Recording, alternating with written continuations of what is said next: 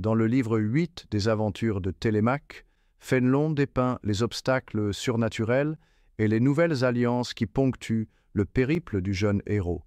Alors que Télémaque et Adoam conversent sur le vaisseau phénicien, ils ignorent que leur route est détournée par l'intervention divine. Vénus, offensée par le mépris de Télémaque envers ses charmes et ses rites, s'allie à Neptune pour éloigner le navire d'Ithaque. Achamas, le pilote, est victime d'une illusion envoyée par une divinité trompeuse, le poussant à croire qu'ils approchent d'Ithaque, alors qu'ils s'éloignent en réalité vers Salente, une cité naissante fondée par Idoménée. À Salente, Télémaque et Mentor rencontrent Idoménée, roi crétois exilé, qui les accueille avec enthousiasme. Reconnaissant en Télémaque le fils d'Ulysse, son ancien compagnon de guerre, Idoménée offre son hospitalité et partage le récit de ses propres épreuves. Il raconte comment l'orgueil et les flatteries ont conduit à sa chute en Crète, le forçant à s'exiler et à bâtir une nouvelle ville en Hespérie. Ce passage met en lumière l'humilité acquise à travers les souffrances, une leçon que Mentor souligne avec sagesse. Le chapitre illustre également la splendeur et la ferveur religieuse des Salentins à travers la description d'un sacrifice à Jupiter dans un temple majestueux. Pendant le rituel, un oracle prophétise la gloire de Télémaque, annonçant que ses exploits surpasseront ceux de son père. Cette révélation suscite à la fois espoir et frustration chez Télémaque, qui reste tourmenté par l'incertitude concernant le sort d'Ulysse. Idoménée propose alors à Télémaque de participer à la guerre contre ses ennemis locaux en échange de son aide pour rentrer à Ithaque. Le jeune héros, motivé par son désir de prouver sa valeur et de remplir son devoir, accepte avec enthousiasme, se préparant à de nouveaux défis. Ce chapitre met en lumière les thèmes de l'épreuve, de la rédemption et de la quête de gloire à travers l'action, tout en soulignant l'importance de la sagesse face aux caprices du destin et des dieux. Livre 8.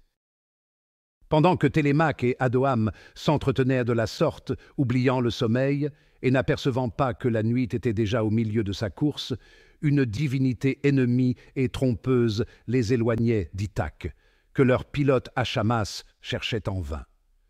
Neptune, quoique favorable aux Phéniciens, ne pouvait supporter plus longtemps que Télémaque eût échappé à la tempête qui l'avait jeté contre les rochers de l'île de Calypso. Vénus était encore plus irritée de voir ce jeune homme qui triomphait, ayant vaincu l'amour et tous ses charmes.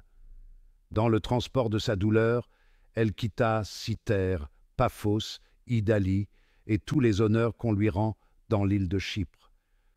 Elle ne pouvait plus demeurer dans ces lieux où Télémaque avait méprisé son empire.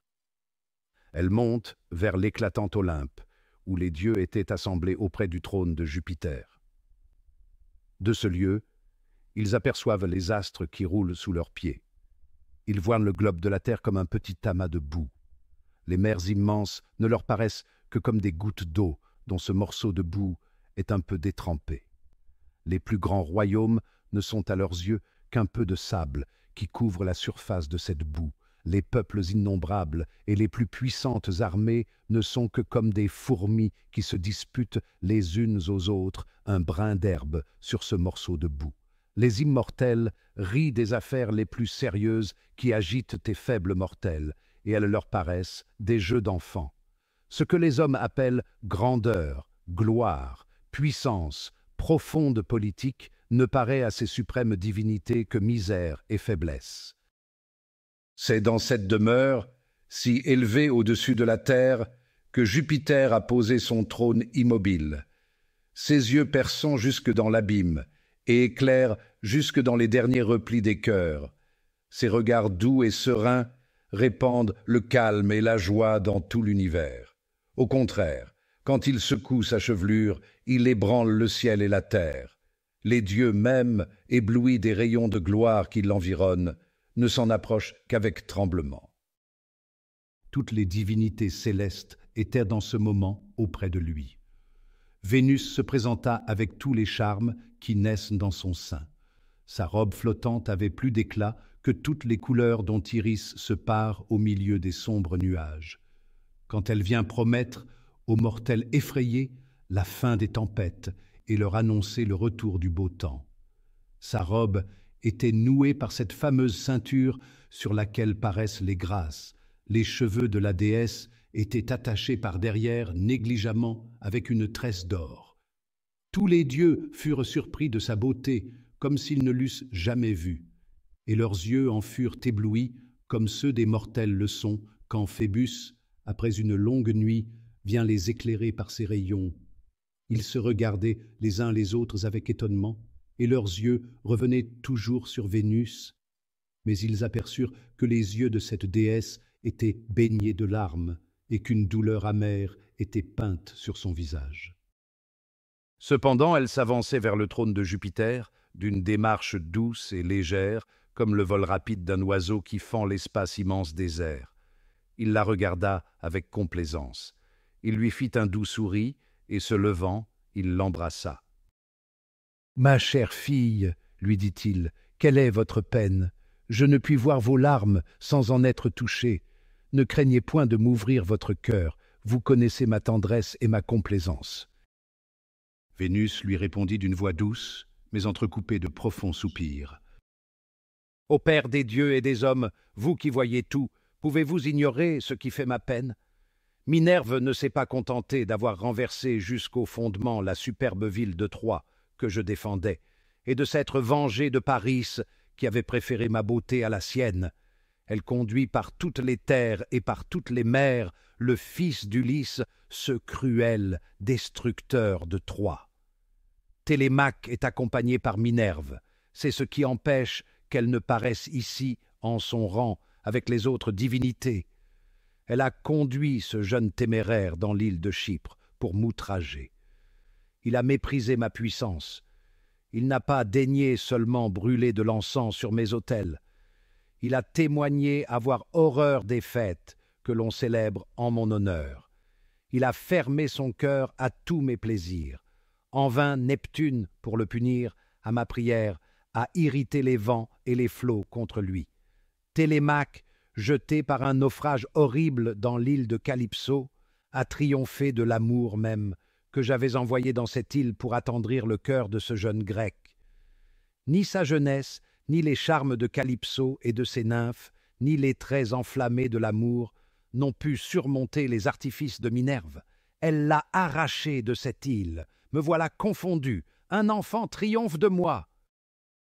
Jupiter, pour consoler Vénus, lui dit « Il est vrai, ma fille, que Minerve défend le cœur de ce jeune grec contre toutes les flèches de votre fils, et qu'elle lui prépare une gloire que jamais jeune homme n'a méritée.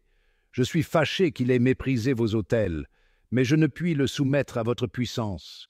Je consens pour l'amour de vous, qu'il soit encore errant par mer et par terre, qu'il vive loin de sa patrie, exposé à toutes sortes de maux et de dangers, mais les destins ne permettent ni qu'il périsse, ni que sa vertu succombe dans les plaisirs dont vous flattez les hommes. Consolez-vous donc, ma fille. Soyez contente de tenir dans votre empire tant d'autres héros et tant d'immortels. » En disant ces paroles, il fit à Vénus un sourire plein de grâce et de majesté. Un éclat de lumière, semblable aux plus perçants éclairs, sortit de ses yeux. En baisant Vénus avec tendresse, il répandit une odeur d'ambroisie dont tout l'Olympe fut parfumé. La déesse ne put s'empêcher d'être sensible à cette caresse du plus grand des dieux. Malgré ses larmes et sa douleur, on vit la joie se répandre sur son visage. Elle baissa son voile pour cacher la rougeur de ses joues et l'embarras où elle se trouvait. Toute l'assemblée des dieux applaudit aux paroles de Jupiter, et Vénus, sans perdre un moment, alla trouver Neptune pour concerter avec lui les moyens de se venger de Télémaque. Elle raconta à Neptune ce que Jupiter lui avait dit. « Je savais déjà, répondit Neptune, l'ordre immuable des destins, mais si nous ne pouvons abîmer Télémaque dans les flots de la mer, du moins n'oublions rien pour le rendre malheureux et pour retarder son retour à Ithaque. Je ne puis consentir à faire périr le vaisseau phénicien dans lequel il est embarqué. J'aime les Phéniciens, c'est mon peuple. Nulle autre nation de l'univers ne cultive comme eux mon empire. C'est par eux que la mer est devenue le lien de la société de tous les peuples de la terre. Ils m'honorent par de continuels sacrifices sur mes autels. Ils sont justes, sages et laborieux dans le commerce. Ils répandent partout la commodité et l'abondance. Non, déesse, je ne puis souffrir qu'un de leurs vaisseaux fasse naufrage, mais je ferai que le pilote perdra sa route et qu'il s'éloignera d'Ithaque où il veut aller. Vénus, contente de cette promesse, rit avec malignité et retourna dans son char volant sur les prés fleuris d'Idalie, où les grâces, les jeux et les ris témoignèrent leur joie de la revoir, dansant autour d'elle sur les fleurs qui parfument ce charmant séjour. Neptune envoya aussitôt une divinité trompeuse, semblable aux songes, excepté que les songes ne trompent que pendant le sommeil, au lieu que cette divinité enchante les sens des hommes qui veillent. Ce dieu malfaisant, environné d'une foule innombrable de mensonges zélés qui voltigent autour de lui, vint répandre une liqueur subtile et enchantée sur les yeux du pilote Achamas, qui considérait attentivement à la clarté de la lune le cours des étoiles et le rivage d'Ithaque, dont il découvrait déjà assez près de lui les roches escarpées. Dans ce même moment, les yeux du pilote ne lui montrèrent plus rien de véritable. Un faux ciel et une terre feinte se présentèrent à lui. Les étoiles parurent comme si elles avaient changé leur course et qu'elles fussent revenues sur leurs pas. Tout l'Olympe semblait se mouvoir par des lois nouvelles. La terre même était changée. Une fausse Ithaque se présentait toujours au pilote pour l'amuser, tandis qu'il s'éloignait de la véritable. Plus il s'avançait vers cette image trompeuse du rivage de l'île, plus cette image reculait. Elle fuyait toujours devant lui, et il ne savait que croire de cette fuite. Quelquefois, il s'imaginait entendre déjà le bruit qu'on fait dans un port. Déjà, il se préparait, selon l'ordre qu'il en avait reçu, à aller aborder secrètement dans une petite île qui est auprès de la grande, pour dérober aux amants de Pénélope, conjurés contre Télémaque, le retour de celui-ci.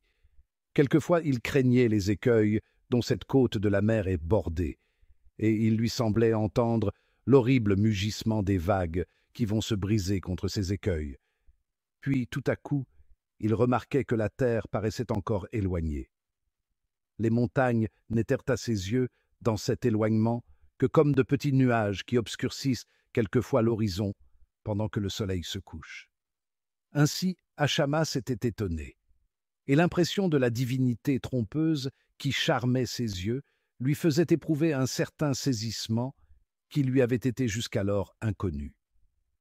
Il était même tenté de croire qu'il ne veillait pas et qu'il était dans l'illusion d'un songe. Cependant, Neptune commanda au vent d'Orient de souffler pour jeter le navire sur les côtes de l'Hespérie.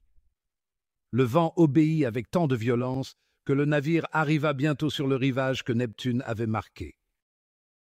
Déjà l'aurore annonçait le jour, déjà les étoiles, qui craignent les rayons du soleil et qui en sont jalouses, allaient cacher dans l'océan leur sombre feu, quand le pilote s'écria « Enfin, je n'en puis plus douter, nous touchons presque à l'île d'Ithaque. Télémaque, réjouissez-vous, dans 1 heure vous pourrez revoir Pénélope et peut-être trouver Ulysse remonté sur son trône. » À ce cri, Télémaque, qui était immobile dans les bras du sommeil, s'éveille, se lève, monte au gouvernail, embrasse le pilote, et de ses yeux encore à peine ouverts, regarde fixement la côte voisine. Il gémit, ne reconnaissant point les rivages de sa patrie. « Hélas, où sommes-nous » dit-il. « Ce n'est point là, ma chère Ithaque. Vous vous êtes trompé, Achamas. Vous connaissez mal cette côte, si éloignée de votre pays. »« Non, non, » répondit Achamas. « Je ne puis me tromper en considérant les bords de cette île. Combien de fois suis-je entré dans votre port? J'en connais jusque au moindre rocher. Le rivage de Tyr n'est guère mieux dans ma mémoire. Reconnaissez cette montagne qui avance. Voyez ce rocher qui s'élève comme une tour. N'entendez-vous pas la vague qui se rompt contre ces autres rochers lorsqu'ils semblent menacer la mer par leur chute? Mais ne remarquez-vous pas le temple de Minerve qui fend la nue? Voilà la forteresse, et la maison d'Ulysse votre père. »« Vous vous trompez, ô Achamas, répondit Télémaque. « Je vois au contraire une côte assez relevée, mais unie. J'aperçois une ville qui n'est point Ithaque. Ô Dieu, est-ce ainsi que vous vous jouez des hommes ?»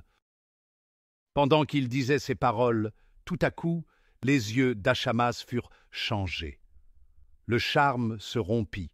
Il vit le rivage tel qu'il était véritablement et reconnut son erreur. « Je l'avoue, ô Télémaque, s'écria-t-il, quelque divinité ennemie avait enchanté mes yeux. Je croyais voir Ithaque, et son image tout entière se présentait à moi. Mais dans ce moment, elle disparaît comme un songe.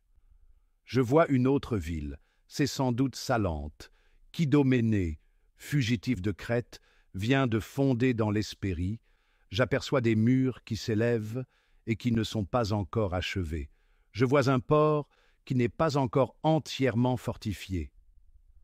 Pendant qu'Achamas remarquait les divers ouvrages nouvellement faits dans cette ville naissante, et que Télémaque déplorait son malheur, le vent que Neptune faisait souffler les fit entrer à pleine voile dans une rade où ils se trouvèrent à l'abri, et tout auprès du port. Mentor, qui n'ignorait ni la vengeance de Neptune, ni le cruel artifice de Vénus, n'avait fait que sourire de l'erreur d'Achamas. Quand ils furent dans cette rade, Mentor dit à Télémaque, « Jupiter vous éprouve, mais il ne veut pas votre perte. Au contraire, il ne vous éprouve que pour vous ouvrir le chemin de la gloire. Souvenez-vous des travaux d'Hercule, ayez toujours devant vos yeux ceux de votre père. Quiconque ne sait pas souffrir n'a point un grand cœur. Il faut, par votre patience et par votre courage, lasser la cruelle fortune qui se plaît à vous persécuter. Je crains moins pour vous les plus affreuses disgrâces de Neptune, que je ne craignais les caresses flatteuses de la déesse qui vous retenait dans son île. Que tardons-nous? Entrons dans ce port. Voici un peuple ami. C'est chez les Grecs que nous arrivons. Idoménée, si maltraité par la fortune, aura pitié des malheureux. » Aussitôt ils entrèrent dans le port de Salente, où le vaisseau phénicien fut reçu sans peine, parce que les Phéniciens sont en paix et en commerce avec tous les peuples de l'univers. Télémaque regardait avec admiration cette ville naissante, semblable à une jeune plante qui, ayant été nourrie par la douce rosée de la nuit, sent dès le matin les rayons du soleil qui viennent l'embellir. Elle croît, elle ouvre ses tendres boutons, elle étend ses feuilles vertes, elle épanouit ses fleurs odoriférantes avec 1000 couleurs nouvelles. À chaque moment qu'on la voit, on y trouve un nouvel éclat. Ainsi fleurissait la nouvelle ville d'Idoménée sur le rivage de la mer. Chaque jour, chaque heure, elle croissait avec magnificence, et elle montrait de loin aux étrangers qui étaient sur la mer de nouveaux ornements d'architecture qui s'élevaient jusqu'au ciel. Toute la côte retentissait des cris des ouvriers et des coups de marteau. Les pierres étaient suspendues en l'air par des grues avec des cordes. Tous les chefs animaient le peuple au travail dès que l'aurore paraissait, et le roi Idoménée, donnant partout les ordres lui-même, faisait avancer les ouvrages avec une incroyable diligence. À peine le vaisseau phénicien fut arrivé, que les Crétois donnèrent à Télémaque et à Mentor toutes les marques d'amitié sincère. On se hâta d'avertir Idoménée de l'arrivée du fils d'Ulysse. « Le fils d'Ulysse !» s'écria-t-il. « D'Ulysse, ce cher ami, de ce sage héros par qui nous avons enfin renversé la ville de Troie, qu'on le mène ici et que je lui montre combien j'ai aimé son père. » Aussitôt, on lui présente Télémaque, qui lui demande l'hospitalité, en lui disant son nom. Idoménée lui répondit avec un visage doux et riant. « Quand même, on ne m'aurait pas dit qui vous êtes. Je crois que je vous aurais reconnu. Voilà Ulysse lui-même. Voilà ses yeux pleins de feu, et dont le regard était si ferme. Voilà son air, d'abord froid et réservé, qui cachait tant de vivacité et de grâce.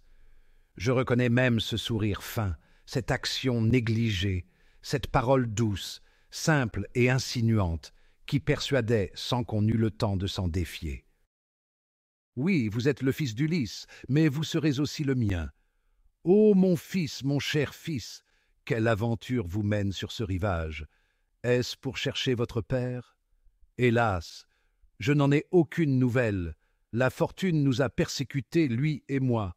Il a eu le malheur de ne pouvoir retrouver sa patrie, et j'ai eu celui de retrouver la mienne, pleine de la colère des dieux contre moi. » Pendant qu'Idoménée disait ces paroles, il regardait fixement Mentor, comme un homme dont le visage ne lui était pas inconnu, mais dont il ne pouvait retrouver le nom. Cependant Télémaque lui répondait les larmes aux yeux. « Ô roi, pardonnez-moi la douleur que je ne saurais vous cacher dans un temps où je ne devrais vous témoigner que de la joie et de la reconnaissance pour vos bontés. Par le regret que vous témoignez de la perte d'Ulysse, vous m'apprenez vous-même à sentir le malheur de ne pouvoir trouver mon père. Il y a déjà longtemps que je le cherche dans toutes les mers. Les dieux irrités ne me permettent ni de le revoir, ni de savoir s'il a fait naufrage, ni de pouvoir retourner à Ithaque, où Pénélope languit dans le désir d'être délivrée de ses amants. J'avais cru vous trouver dans l'île de Crète, j'y ai su votre cruelle destinée, et je ne croyais pas devoir jamais approcher de l'Hespérie, où vous avez fondé un nouveau royaume. Mais la fortune, qui se joue des hommes et qui me tient errant dans tous les pays loin d'Ithaque, m'a enfin jeté sur vos côtes. Parmi tous les maux qu'elle m'a faits, c'est celui que je supporte plus volontiers. Si elle m'éloigne de ma patrie, du moins, elle me fait connaître le plus généreux de tous les rois. » À ces mots, Idoménée embrassa tendrement Télémaque, et, le menant dans son palais, lui dit « Quel est donc ce prudent vieillard qui vous accompagne? Il me semble que je l'ai souvent vu autrefois. »« C'est Mentor, » répliqua Télémaque, « Mentor, ami d'Ulysse, à qui il avait confié mon enfance. Qui pourrait vous dire tout ce que je lui dois ?» Aussitôt, Idoménée s'avance, et tend la main à Mentor. « Nous nous sommes vus, dit-il, autrefois. Vous souvenez-vous du voyage que vous fîtes en Crète et des bons conseils que vous me donnâtes? Mais alors, l'ardeur de la jeunesse et le goût des vains plaisirs m'entraînaient. Il a fallu que mes malheurs m'aient instruit, pour m'apprendre ce que je ne voulais pas croire. Plût aux dieux que je vous eusse cru, ô sage vieillard. Mais je remarque avec étonnement que vous n'êtes presque point changé depuis tant d'années. C'est la même fraîcheur de visage, la même taille droite, la même vigueur. Vos cheveux seulement ont un peu blanchi. »« Grand roi, » répondit Mentor, « si j'étais flatteur, je vous dirais de même que vous avez conservé cette fleur de jeunesse qui éclatait sur votre visage avant le siège de Troie. Mais j'aimerais mieux vous déplaire que de blesser la vérité. D'ailleurs, je vois par votre sage discours que vous n'aimez pas la flatterie et qu'on ne hasarde rien en vous parlant avec sincérité. Vous êtes bien changé, et j'aurais eu de la peine à vous reconnaître. J'en conçois clairement la cause. C'est que vous avez beaucoup souffert dans vos malheurs, mais vous avez bien gagné en souffrant, puisque vous avez acquis la sagesse. On doit se consoler aisément des rides qui viennent sur le visage pendant que le cœur s'exerce et se fortifie dans la vertu. Au reste, sachez que les rois s'usent toujours plus que les autres hommes. Dans l'adversité, les peines de l'esprit et les travaux du corps les font vieillir avant le temps. Dans la prospérité, les délices d'une vie molle les usent bien plus encore que tous les travaux de la guerre. Bien n'est si malsain que les plaisirs où l'on ne peut se modérer. De là vient que les rois, et en paix et en guerre, ont toujours des peines et des plaisirs qui font venir la vieillesse avant l'âge où elle doit venir naturellement. Une vie sobre, modérée, simple, exempte d'inquiétude et de passion, réglée et laborieuse, retient dans les membres d'un homme sage la vive jeunesse, qui, sans ses précautions, est toujours prête à s'envoler, sarre les ailes du temps. » Idoménée, charmé du discours de Mentor, l'eût écouté longtemps, si on ne fût venu l'avertir pour un sacrifice qu'il devait faire à Jupiter. Télémaque et Mentor le suivirent, environnés d'une grande foule de peuple qui considérait avec empressement et curiosité ces deux étrangers. Les Salentins se disaient les uns aux autres « Ces deux hommes sont bien différents. Le jeune a je ne sais quoi de vif et d'aimable. Toutes les grâces de la beauté et de la jeunesse sont répandues sur son visage et sur tout son corps. Mais cette beauté n'a rien de mou ni d'efféminé. Avec cette fleur si tendre de la jeunesse, il paraît vigoureux, robuste, endurci au travail.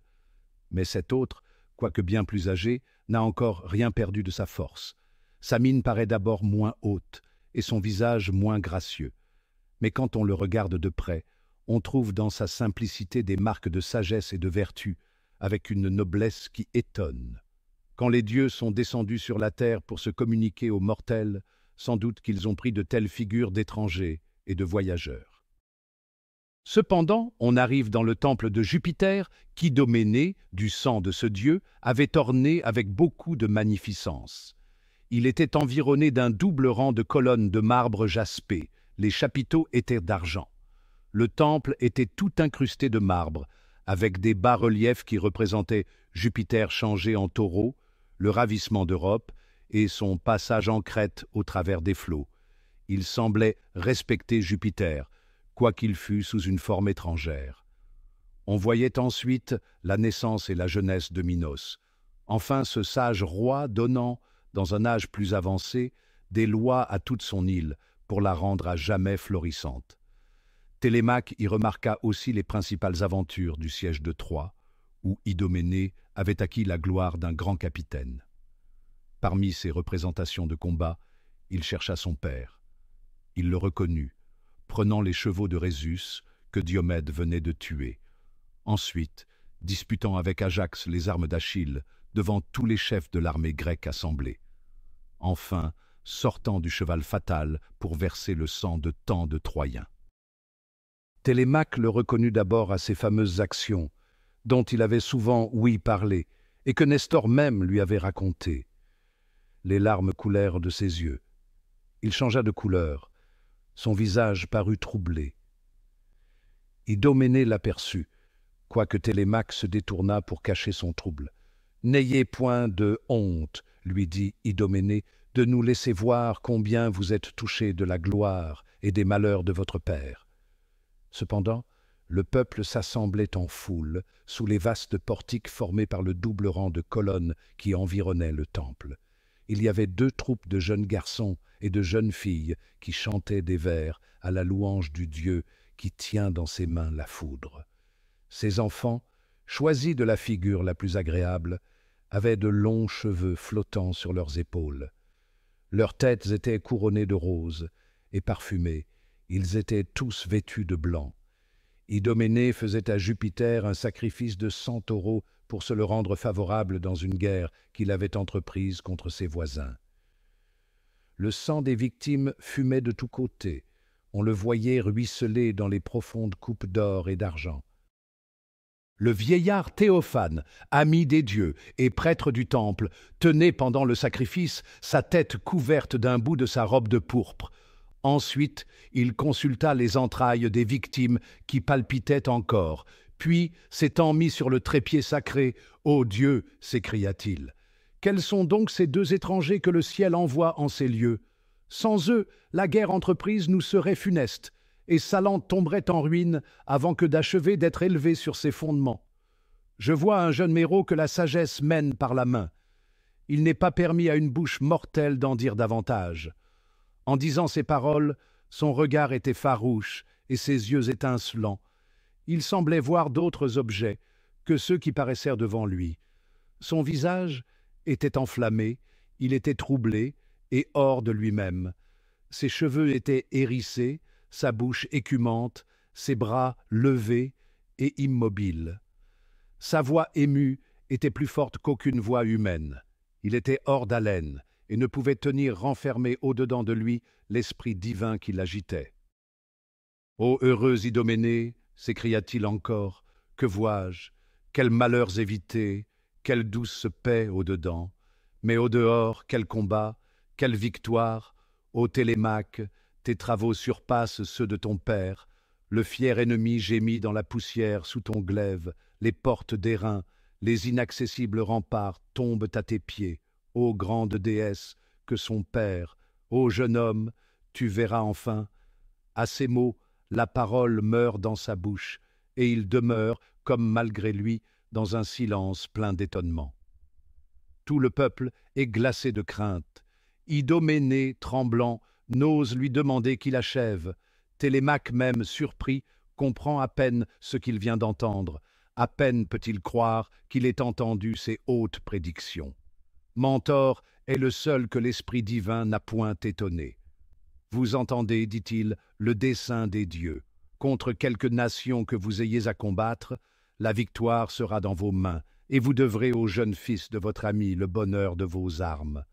N'en soyez point jaloux, profitez seulement de ce que les dieux vous donnent par lui. Idoménée, n'étant pas encore revenu de son étonnement, cherchait en vain des paroles. Sa langue demeurait immobile. Télémaque, plus prompte, dit à Mentor, « Tant de gloire promise ne me touche point. Mais que peuvent donc signifier ces dernières paroles? Tu verras, est-ce mon père ou seulement Ithaque? Hélas, que n'a-t-il achevé? Il m'a laissé plus en doute que je n'étais. Ô Ulysse, ô mon père, serait-ce vous, vous-même que je dois voir? Serait-il vrai? Mais je me flatte, cruel oracle. Tu prends plaisir à te jouer d'un malheureux. Encore une parole, et j'étais au comble du bonheur. Mentor lui dit, « Respectez ce que les dieux découvrent, et n'entreprenez point de découvrir ce qu'ils veulent cacher. Une curiosité téméraire mérite d'être confondue. C'est par une sagesse pleine de bonté que les dieux cachent aux faibles hommes leur destinée dans une nuit impénétrable. Il est utile de prévoir ce qui dépend de nous pour le bien faire, mais il n'est pas moins utile d'ignorer ce qui ne dépend pas de nos soins et ce que les dieux veulent faire de nous. » Télémaque, touché de ces paroles, se retint avec beaucoup de peine. Idoménée, qui était revenu de son étonnement, commença de son côté à louer le grand Jupiter qui lui avait envoyé le jeune Télémaque et le sage Mentor pour le rendre victorieux de ses ennemis. Après qu'on eut fait un magnifique repas qui suivit le sacrifice, il parla ainsi en particulier aux deux étrangers. « J'avoue que je ne connaissais point encore assez l'art de régner quand je revins en Crète, après le siège de Troie. Vous savez, chers amis, les malheurs qui m'ont privé de régner dans cette grande île, puisque vous m'assurez que vous y avez été depuis que j'en suis parti. Encore trop heureux, si les coups les plus cruels de la fortune ont servi à m'instruire et à me rendre plus modéré. Je traversais les mers comme un fugitif que la vengeance des dieux et des hommes poursuit. Toute ma grandeur passée ne servait qu'à me rendre ma chute plus honteuse et plus insupportable. Je vins réfugier mes dieux pénates sur cette côte déserte, où je ne trouvais que des terres incultes, couvertes de ronces et d'épines, des forêts aussi anciennes que la terre, des rochers presque inaccessibles où se retiraient les bêtes farouches. Je fus réduit à me réjouir de posséder, avec un petit nombre de soldats et de compagnons qui avaient bien voulu me suivre dans mes malheurs, cette terre sauvage, et d'en faire ma patrie, ne pouvant plus espérer de revoir jamais cette île fortunée où les dieux m'avaient fait naître pour y régner. Hélas, disais-je en moi-même, quel changement, quel exemple terrible ne suis-je point pour les rois. Il faudrait me montrer à tous ceux qui règnent dans le monde pour les instruire par mon exemple. Ils s'imaginent n'avoir rien à craindre à cause de leur élévation au-dessus du reste des hommes. Et c'est leur élévation même qui fait qu'ils ont tout à craindre. J'étais craint de mes ennemis et aimé de mes sujets. Je commandais à une nation puissante et belliqueuse. La renommée avait porté mon nom dans les pays les plus éloignés. Je régnais dans une île fertile et délicieuse. 100 villes me donnaient chaque année un tribut de leur richesse. Ces peuples me reconnaissaient pour être du sang de Jupiter, né dans leur pays. Ils m'aimaient comme le petit-fils du sage Minos, dont les lois les rendent si puissants et si heureux. Que manquait-il à mon bonheur, sinon d'en savoir jouir avec modération? Mais mon orgueil et la flatterie que j'ai écoutée ont renversé mon trône. Ainsi tomberont tous les rois qui se livreront à leurs désirs et au conseil des esprits flatteurs. Pendant le jour, je tâchais de montrer un visage gai et plein d'espérance, pour soutenir le courage de ceux qui m'avaient suivi. Faisons, leur disais-je, une nouvelle ville, qui nous console de tout ce que nous avons perdu. Nous sommes environnés de peuples qui nous ont donné un bel exemple pour cette entreprise. Nous voyons Tarente qui s'élève assez près de nous, c'est Phalante, avec ses Lacédémoniens, qui a fondé ce nouveau royaume. Philoctète donne le nom de Pétilie à une grande ville qu'il bâtit sur la même côte. Métaponte est encore une semblable colonie. Ferons-nous moins que tous ces étrangers errants comme nous? la fortune ne nous est pas plus rigoureuse. » Pendant que je tâchais d'adoucir par ces paroles les peines de mes compagnons, je cachais au fond de mon cœur une douleur mortelle. C'était une consolation pour moi que la lumière du jour me quittât et que la nuit vint m'envelopper de ses ombres pour déplorer en liberté ma misérable destinée. 2 torrents de larmes amères coulèrent de mes yeux, et le doux sommeil leur était inconnu. Le lendemain, je recommençai mes travaux avec une nouvelle ardeur. Voilà, Mentor, ce qui fait que vous m'avez trouvé si vieilli. Après qu'Idoménée eut achevé de raconter ses peines, il demanda à Télémaque et à Mentor leur secours dans la guerre où ils se trouvaient engagés. « Je vous renverrai, leur disait-il, à Ithaque dès que la guerre sera finie. Cependant, je ferai partir des vaisseaux vers toutes les côtes les plus éloignées pour apprendre des nouvelles d'Ulysse. En quelque endroit des terres connues que la tempête ou la colère de quelque divinité l'ait jeté, je saurai bien l'en retirer. Plaise aux dieux qu'il soit encore vivant. Pour vous, je vous renverrai avec les meilleurs vaisseaux qui aient jamais été construits dans l'île de Crète. Ils sont faits du bois coupé sur le véritable mont Ida, où Jupiter naquit. Ce bois sacré ne saurait périr dans les flots. Les vents et les rochers le craignent et le respectent. Neptune même, dans son plus grand courroux, n'oserait soulever les vagues contre lui. Assurez-vous donc que vous retournerez heureusement à Ithaque sans peine et qu'aucune divinité ennemie ne pourra plus vous faire errer sur tant de mers. Le trajet est court et facile. Renvoyez le vaisseau phénicien qui vous a porté jusqu'ici et ne songez qu'à acquérir la gloire d'établir le nouveau royaume d'Idoménée pour réparer tous ses malheurs. C'est à ce prix, ô fils d'Ulysse, que vous serez jugé digne de votre père, quand même les destinées rigoureuses l'auraient déjà fait descendre dans le sombre royaume de Pluton. Toute la Grèce charmée croira le revoir en vous. » À ces mots, Télémaque interrompit Idoménée. « Renvoyons, dit-il, le vaisseau phénicien. Que tardons-nous à prendre les armes pour attaquer vos ennemis? Ils sont devenus les nôtres. Si nous avons été victorieux en combattant dans la Sicile pour Aceste, Troyens et ennemis de la Grèce, ne serons-nous pas encore plus ardents et plus favorisés des dieux quand nous combattrons pour un des héros grecs qui ont renversé la ville de Priam?